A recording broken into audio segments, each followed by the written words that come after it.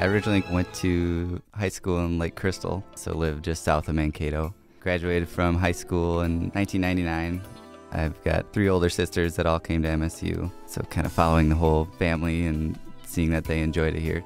I have a very close family. That was probably the biggest thing that kept me here. I've got uncles and aunts that went to MSU too.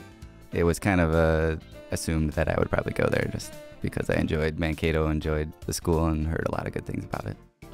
My parents owned a house that was right across from MSU, so I was lucky enough to have an apartment right across from MSU, and when class was at 8 o'clock, I probably woke up at 7:55 to make sure that I got it there on time. I was on the men's volleyball team for a little while. Spent a lot of time at the computer science labs, working for professors, working with teams, finishing up all of our assignments. I also worked at the Reporter during school. Learned a lot from that position there as well. I worked at James Tower up in North Mankato for 3 years during school. So balancing my work schedule with my school schedule was quite difficult at times. My boss at the Reporter, Pete, probably one of the biggest influences on helping my business become what it is. I probably learned more from him than I did in a class. I felt like he was another one of my teachers, not just a boss. Originally, I went to school for computer science and graphic design minor, and he got me into web design, taught me how to create my own website, how to create my own web page, to starting my own online costume website, and that's kind of where it all began. I had the upstairs apartment in my house, so I had my bedroom and then just a little computer room, and I had just one closet full of 3 different types of costumes.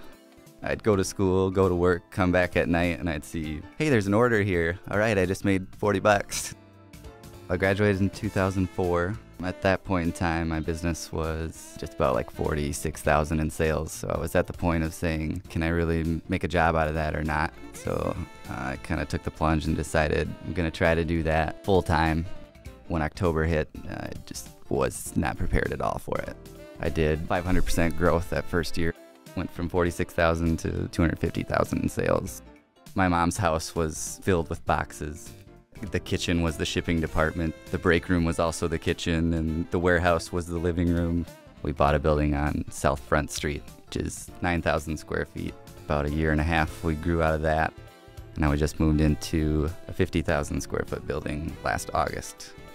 Within 4 years, I went from just myself working to 35 full-time staff.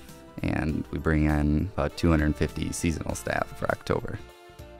We got 3 older sisters that all participate in my business, and my mom and dad are there every single day too. So my family's a very big part of who I am and where my business has gone. It's not just a one person accomplishing. All of us are accomplishing one goal. Even in this economy, we're growing 40%. Right now we're just selling costumes, but with how well we manage web and different websites and how we manage our business, I feel we can pretty much sell anything online. Every year I participate in the Junior Achievement, which is kind of high school kids who work on like an entrepreneur type program, and I speak at that every year. Also, my uncle Al Fallenstein. Fallenstein Field was honored in his death, so I gave some money to that. Connect Magazine gave me the honor of 2007 Business Person of the Year. I was the runner-up. Get out and participate in what you can. If you can get a job at the Reporter, get a job in the computer science department, you can learn so much on campus as you will in your classroom. That time is well spent.